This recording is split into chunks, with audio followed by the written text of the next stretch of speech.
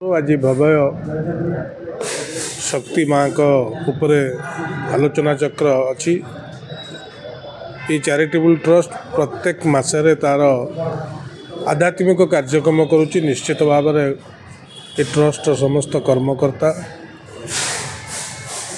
विशेषकर नारायण बाबू को मोर धन्यवाद देवी, कारण ये चैरिटेबल ट्रस्ट जो आध्यात्मिक बात वर्तमान समाज रे जो अवगति अवक्षय चली ये चैरिटेबल ट्रस्ट जो कार्यक्रम चली निश्चित भाव में समाज पर यार भल प्रभाव पड़ो। समस्त की प्रभु जगन्नाथ आशीर्वाद ये जो चैरिटेबल ट्रस्ट जो कार्यक्रम अच्छी ए समस्ते अंशग्रहण करूँ, भाग नियंतु।